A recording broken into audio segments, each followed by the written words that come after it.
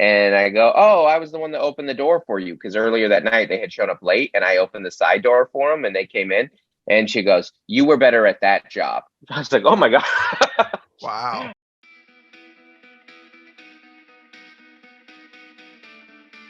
This is Sports Spectrum, bringing Jesus into the sports conversation. Here's your host, Jason Romano.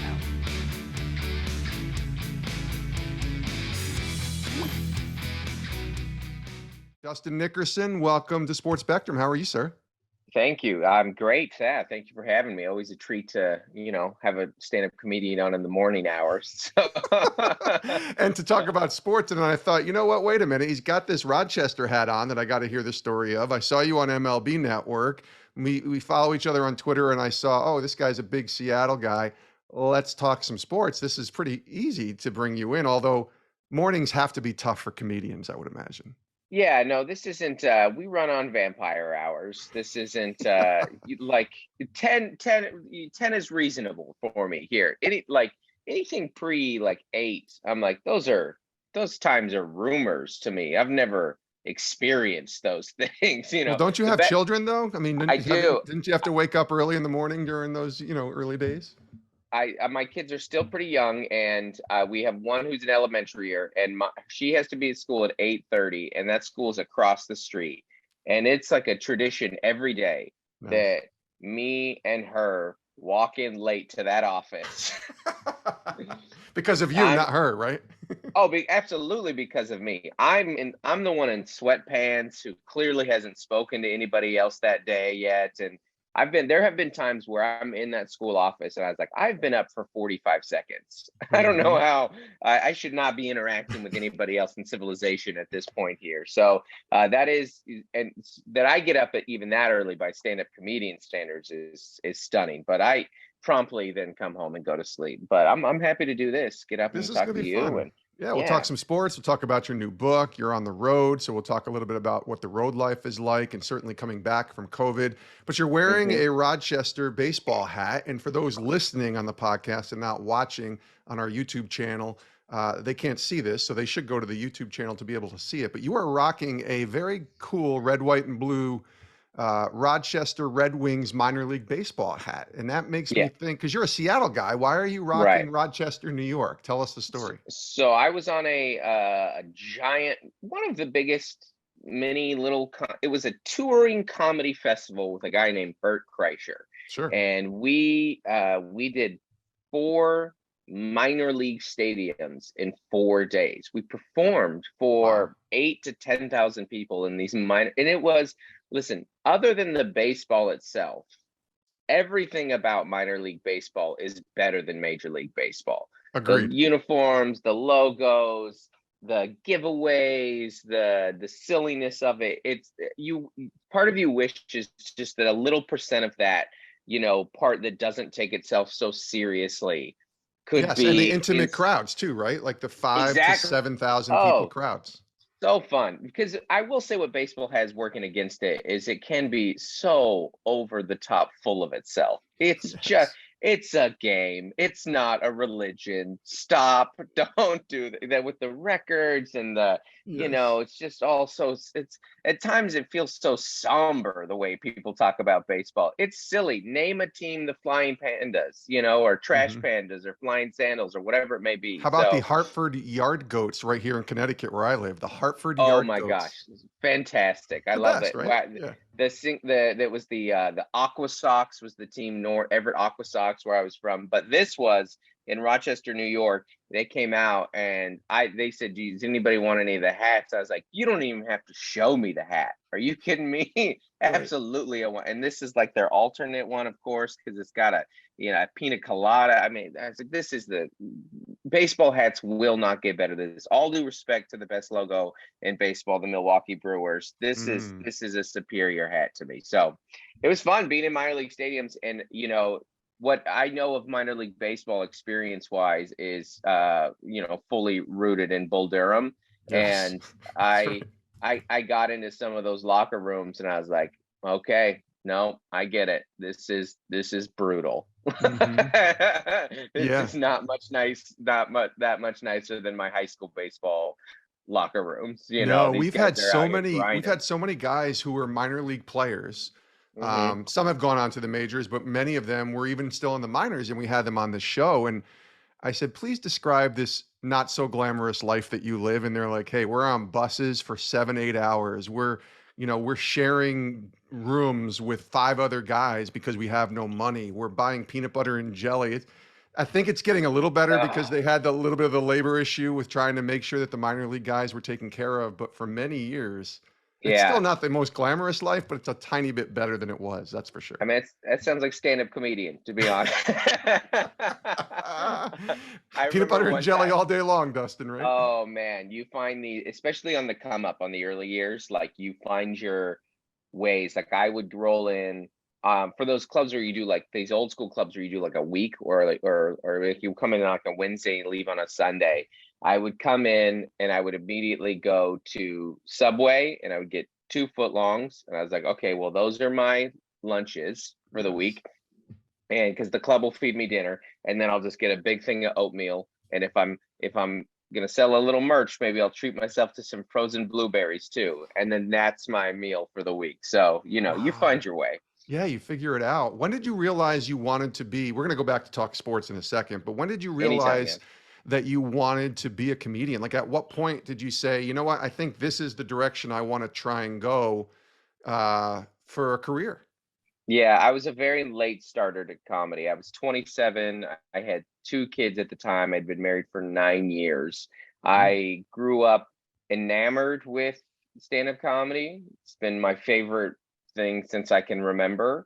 I grew up mostly in the 90s, and that was the Comedy Central Presents generation. There was just Comedy Central kids at home used to only play stand-up comedy, or at least yes, mostly. That's what it very would true. be, just stand up over and over, and I would just enamored and I would watch them, and I would watch like the HBO specials and stuff like that too, but I didn't even really consider it as a career. I almost thought of it almost like this bucket list thing where I was like, well, I'll do one open mic before I die, and I had like a little like I would like had a little set that I would work on, and then my family moved from Seattle down to San Diego, and it just kind of like it was for work, and it was just kind of like a reset. Like you do that sometimes when you move. My family's not here anymore, my friends aren't nearby, and I was like, I've always wanted to do this. Just do it. There are local comedy clubs here. I can be more anonymous here. And I did my first open mic, and I won't say immediately that I knew right away that it was what I wanted to be career, but I knew to be a to channel a little U2 here. I knew I had found what I was looking for, Yeah. because I had gone down a bunch of different avenues before. In college, I thought I wanted to be a sports writer, and then I was like, I don't know if I want to do sports forever. And then I ran like a little comedy blog thing for a while, and then I was like a youth pastor for a while, and then I was like, well, I don't want anything to do that. Let's get into I just worked like a normal job at a rec center for 5, 6 years while I was doing stand-up comedy. So I knew I had something to say. I didn't know how or where or what to do though. I listened to Rogan's podcast. I'm sure everybody does. It feels like it's the most popular show on the planet, but he has a lot I'm of sorry, comedians. Joe Rogan? Yeah, Is you might that small popular Yeah, mom and pop podcast he does. yeah, Uh, yeah. You but mean the he Fear Factor guy? That guy? that's right, that's right. Yeah.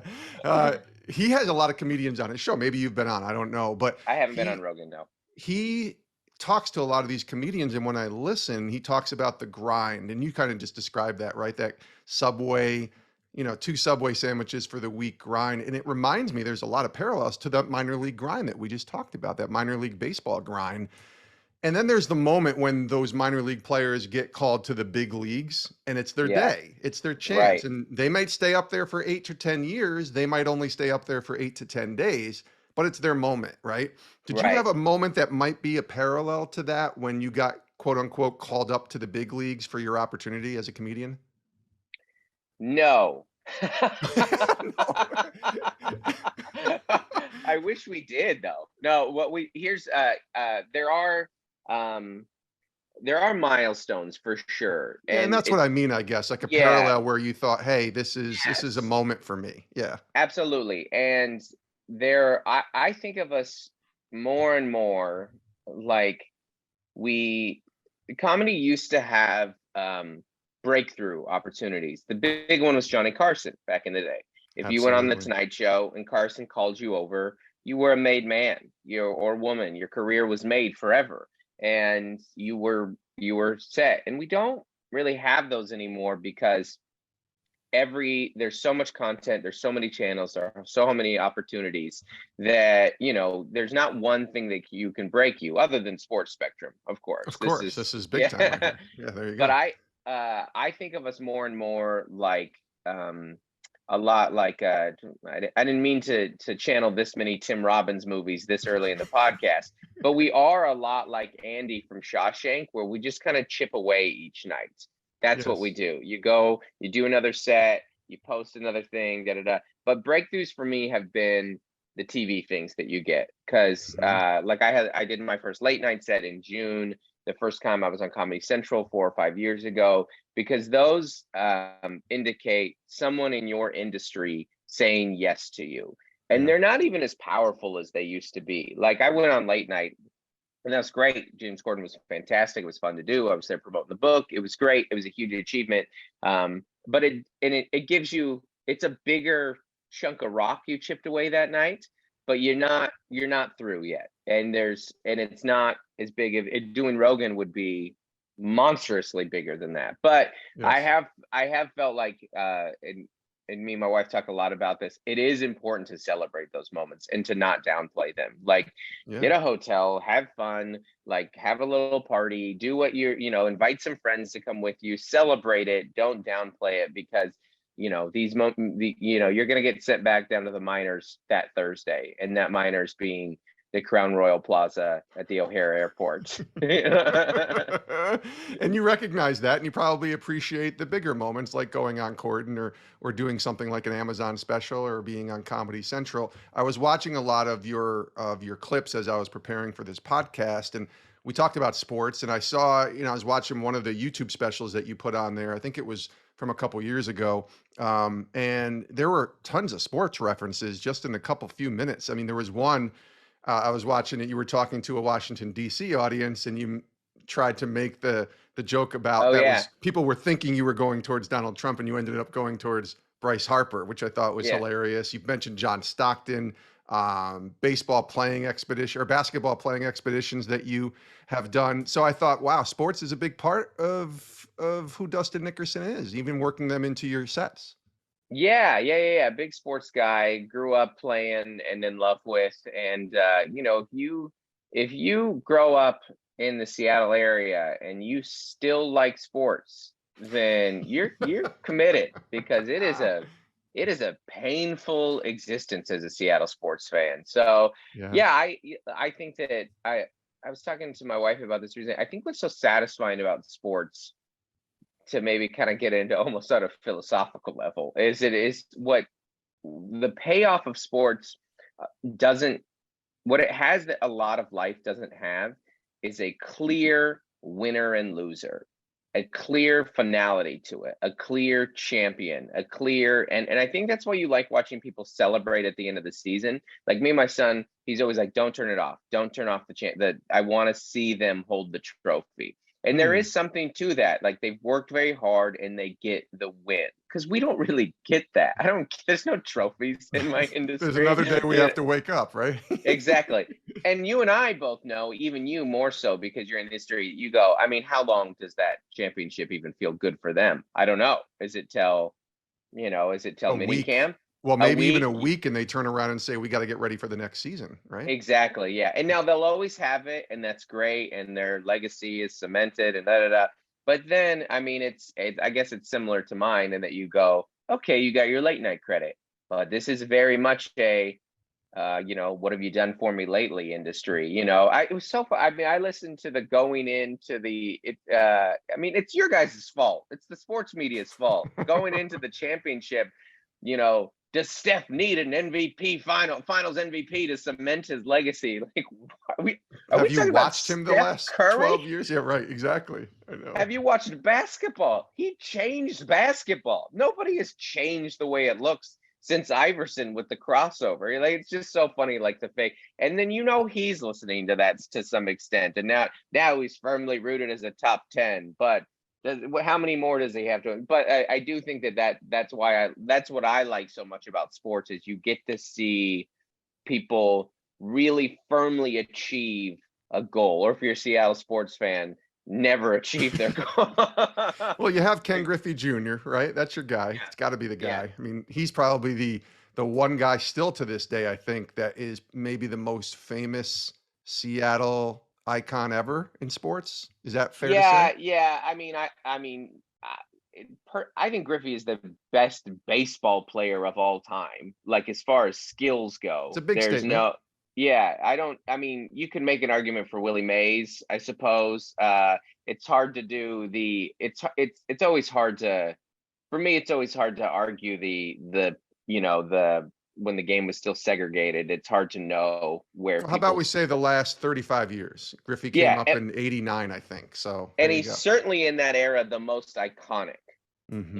Like the look, the swing, the brand, the home runs, all the kind of stuff. So, and he's not tainted. There's no Barry Bonds on him. Right, he's clean. Yeah. He's clean. So, so yes, if you say he's potentially the most iconic baseball player, he's definitely the most iconic Seattle athlete to all time. All due respect to Gary Payton and I don't know. And Sean Kemp, yeah. And somebody Sean like that. Kemp, yeah, exactly. So, And my buddy Matt Hasselbeck, somebody like that with the Seattle oh my God, I Seahawks. love So, Matt House. Such an underrated Seahawk. right? He took him to the Super Bowl. Yeah, if we wouldn't have gotten hosed out of that game because the refs were, looking the other way and our tight end was paid off, we would have sorry. Are we allowed to go conspiracy theory on We here? can Or go no? wherever you want, Dustin. I did want to ask you though, as you're doing sets and you might work sports into your set, you probably have to be mindful though when you remember that not everybody in the audience is a sports fan, right? Yeah, you do. That's why you have to a lot of times speak very generally about sports. You almost have to kind of just deal in big stories and sometimes stereotypes, or cater it to that specific audience, knowing without doing it in like a hacky way. Like, I'm based in San Diego. It would be very easy to make jokes about the Chargers leaving and stuff. You're like, but let's see if you can take a more original route here, Yeah. So that's why I try and work it in, but it isn't necessarily intentional. I'm not like, let's write a sports. I just think about sports a lot. So it does kind of naturally bleed its way into the act. One more question about your role as a comedian. I think it's such an interesting career path because it's such a subjective thing in many ways. I think there's some, I don't know if there is there 100% universal belief in something that's funny, right? Because I talk to people all the time, and I remember Frank Caliendo. I don't know if you've met Frank of or course, know who Frank is. So when I was at ESPN, Frank would come into studios and he would put on his impressions, and I would die. Like, I was on the floor laughing, and my buddies, a couple of them would text me and be like, "That's not funny." And I said, "What are you talking about? I'm dying here. He's spot on with his impression of this guy or that guy." And I realized it's a very subjective career path that you're in. And that, I don't know, how do you work through that when you think something's funny and you hope the audience thinks it's funny as well? Yeah, I mean, it's the problem is I know like that it is very subjective, but I also got into stand-up comedy because I have a crippling need to be liked. And so it's Fair, it's not fair. easy to accept that.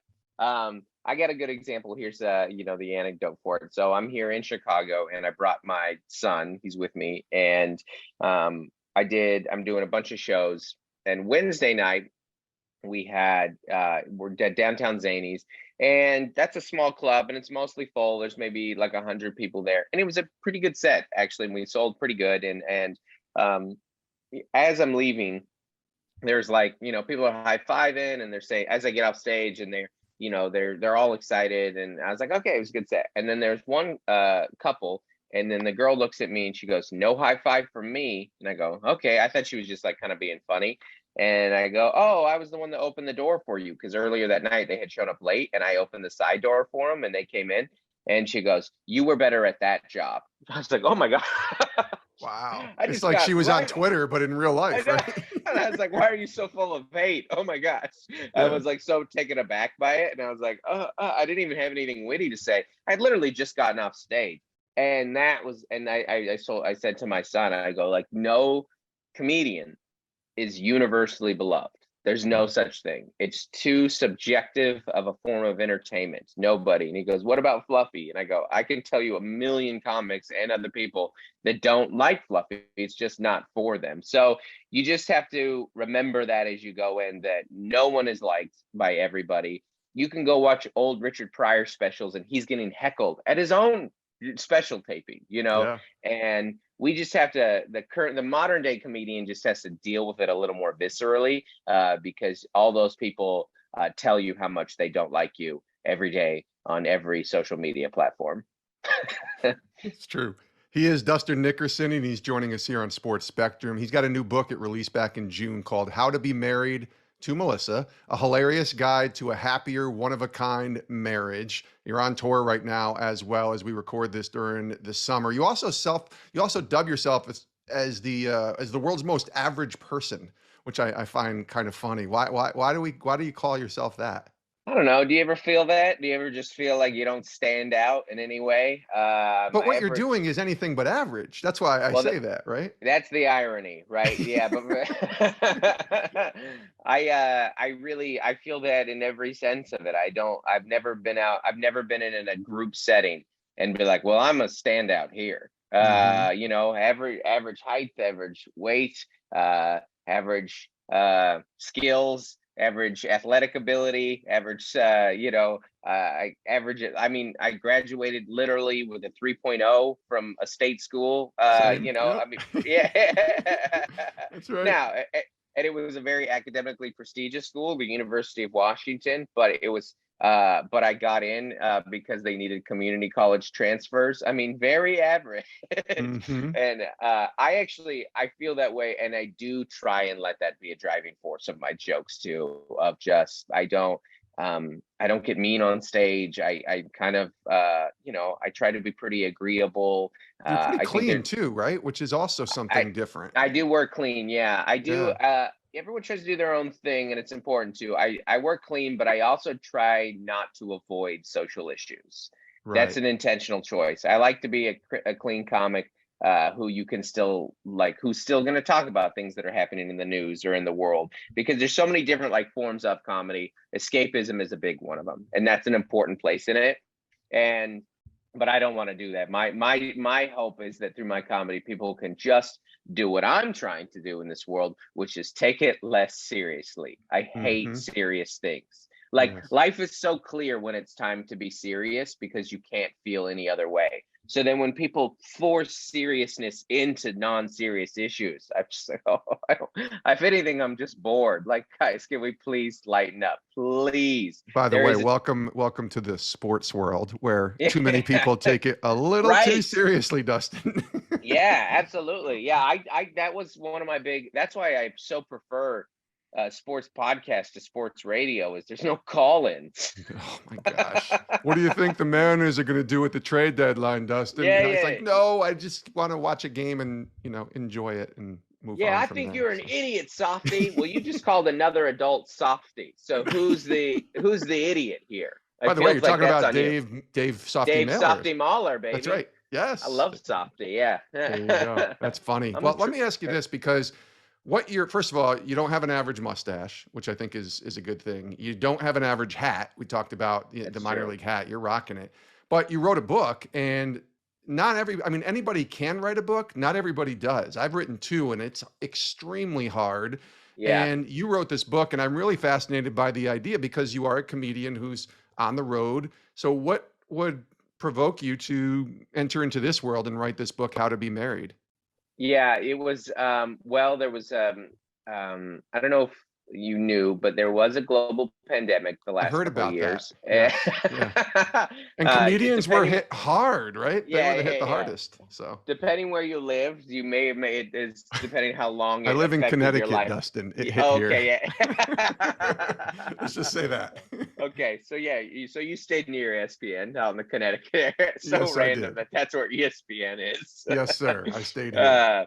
So the I posted, the pandemic was work shut down for us, and our jobs were literally illegal. You weren't allowed to do them, Yeah. and I was like, well, I'm just going to start posting a lot of content online because I know I need to get better at this anyways, and learn video editing and so on. And I started posting a lot, and some of it picked up some traction. And a literary agent reached out and said, "Have you ever considered writing a book?" And I said, "I have one idea. It's this one. The book is called How to Be Married to Melissa." All I had was the title, and he's like, "I love it." And so we just fleshed out the proposal, and it was. I don't know if I could write another book. I certainly couldn't on this tour that I'm doing right now because I'm writing another hour, but Right. I was home so much that I actually had the time to do this. And so in that sense, there was a silver lining for me because, yeah, I mean, this is a book. This is 55,000 words. This took so long. It's like people have asked me that for free every once in a while for friends and stuff. And I'm like, this took 2 years. Yeah. No, you Yeah. pay this up. I should pay you double. You should pay. This is worth more than what you're charging. This took me so long. So, Oh, it's so true. but I do think that there are a lot of comics that, like, because I had even just a very cursory entry into like sports journalism, like I did, and like English was kind of a forte in college and stuff, that there was some background in writing and communication, and that I knew I could produce the amount. I knew I could get to the, and then from there, that part was kind of fun, but that was the real work. They say it, and it's very true. Of editing is very much the work. Like you turn that into your editor, and then they hand you something back, and you're like, well, I guess I should have never even tried to write a book. So true. I'm the Holy cow. dumbest human that's ever lived. Oh How my dare gosh. when an It's so editor true. is giving me tips on my book about how to be married to my wife. I was like, oh my gosh, nobody should buy it. But they made it better. Oh my gosh, did they make it better? That's why they have the jobs that they have. Oh, they're so good at it. Yeah, it made me think too, because I read Seinfeld's book, which was not really a book. It was just like a bunch of repurposed notes that he had of all of his sets and all of Yeah. his funny jokes. And I thought, that's what comedians do. So for you, was the writing fairly, I don't want to say easy, but did that make the most sense? Because that's what you're doing every day, right? When you're writing sets, you're writing jokes. So writing down and putting down things is sort of natural for you, I would have to imagine, when you came time to put this book together. It is natural to write in the sense. What's natural is coming up with ideas. That's normal. Yeah. We do that constantly. That's like the world of it. Somebody told me the world of a stand-up comedian is we walk around the world looking at everything and going, look at this BS. Like that's what we do. Like every whatever it may be, a lampshade or a suitcase or whatever, we just a customer service experience. That's what we do. Now the book was actually in some ways, in one major way, it was easier to write because in stand-up comedy you have to be funny every 12 seconds. Like Yeah. if you can squeeze some sustenance in there, cool, but no one needs that. That's they're looking for funny. It's dance, joke, monkey, dance. That's what you're up there doing. And Yes. the book was nice because there are times that I like to be a little serious, just like a little sprinkle of seriousness. Or there are times in there you're like, hey, actually, I care about relationships, I care about marriage, I care about families.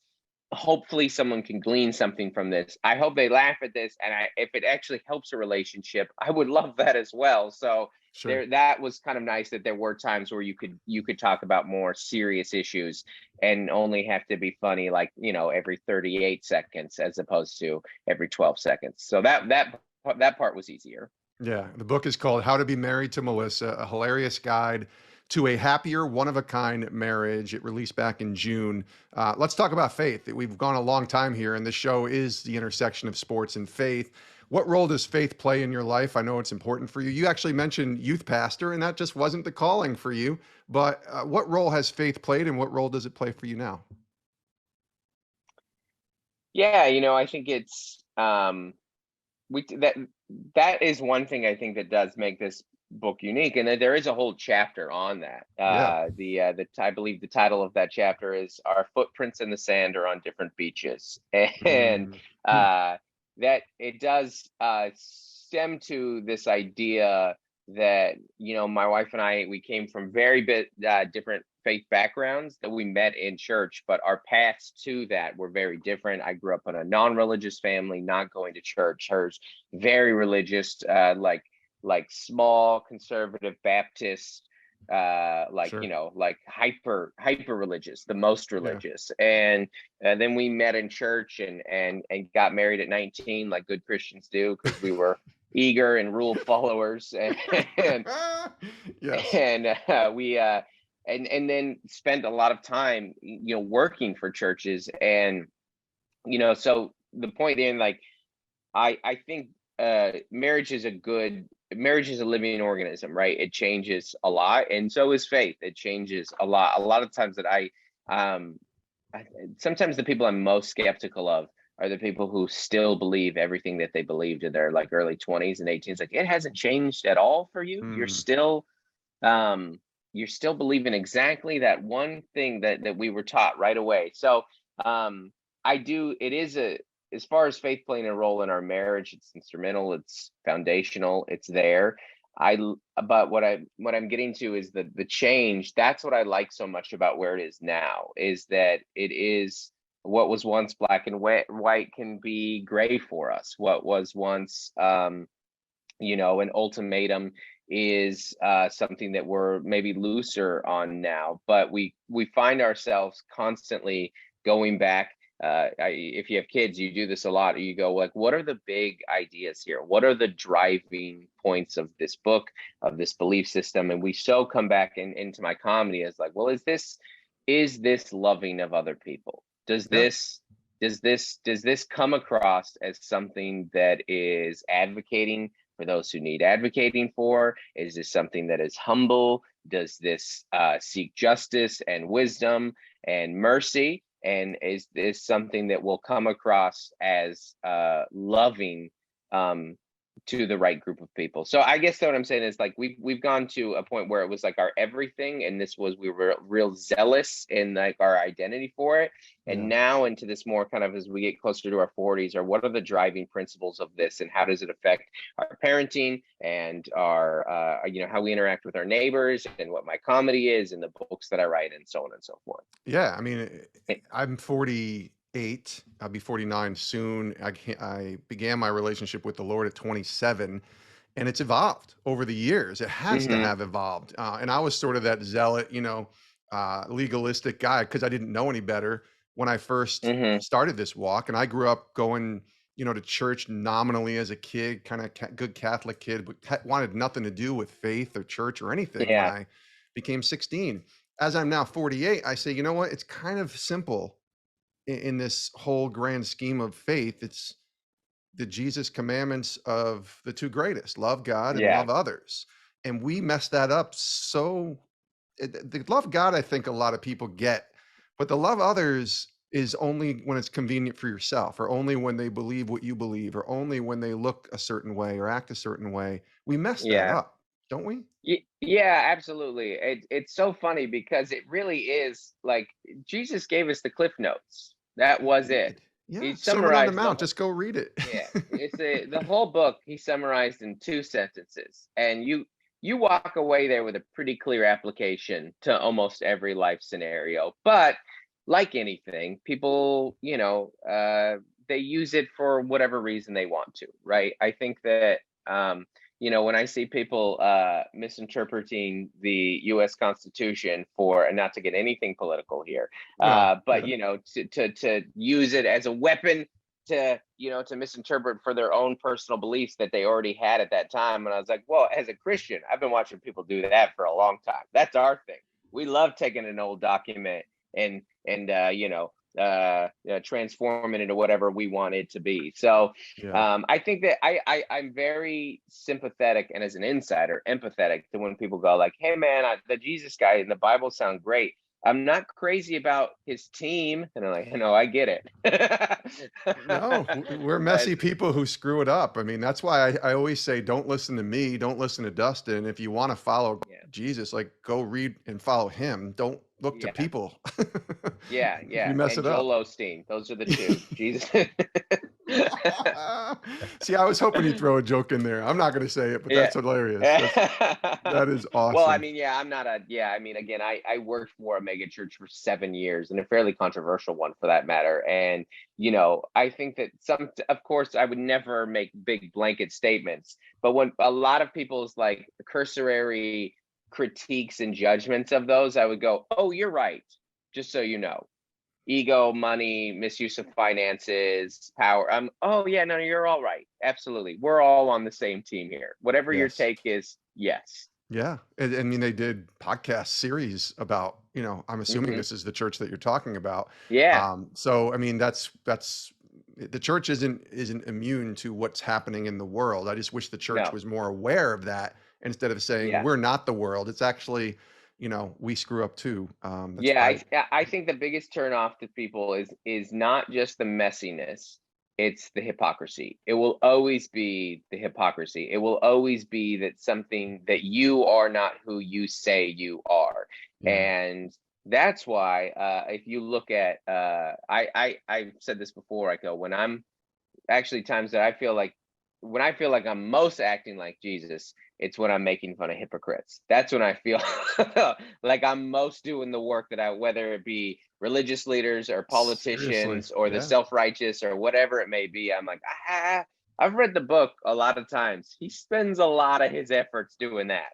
Yes, he does. All you got to do is read his parables and you realize, oh, look what he's saying here. So, wow. Dustin Nickerson, this has been fantastic. Before we let you go, I want to ask you, if there's been a moment in your journey as a comedian where you thought about doing something else, and if that was something else, what might it have been outside of, the jobs that you were doing beforehand? Because you said you were 27. I'm guessing you said you were just under 40. So maybe in your late 30s now. So you've only been at this for a decade or so, maybe a little bit more.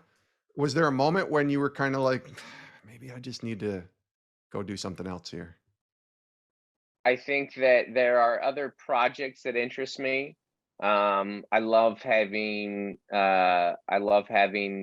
the full circle thing where I kind of get to be in the sports world sometimes. Get your podcasts like this and MLB and you were on MLB Network. Dustin. I mean, that's pretty cool. So fun. It's great. Yeah, I love that. You have ideas for movies and TV shows and things like that, but that the foundation and the baseline is always stand up. And there was a moment where that got solidified. It was at a college gig where, this is a long story, but the short version of it is, it went terribly. I got booed off stage, and I took a red eye back home, and I got on stage the next night, and that was very much a like, I'm doing this. I'm not, I have this kind of mantra, and my wife says it to me when I'm wallowing self-despair, is I go, all I have is the next set. That's it. All I can do is the next set. It's just chipping away. Just, all right, what is it? Dory and Finding Nemo. Just keep swimming. Just keep swimming. It's funny when you're a parent, you start making references to movies like Finding Nemo, right? Yeah, exactly. Yeah, like that's a modern day parable right there. Yes, it is. Well, it's like going 0 for 4 in a baseball game. They still gotta put the uniform on and go back and play the next day when everybody's booing. I mean, you talk about boos, like go to a sporting event and watch a player not have a good game, or go to Philadelphia, by the way, and watch any game and you'll hear the booings.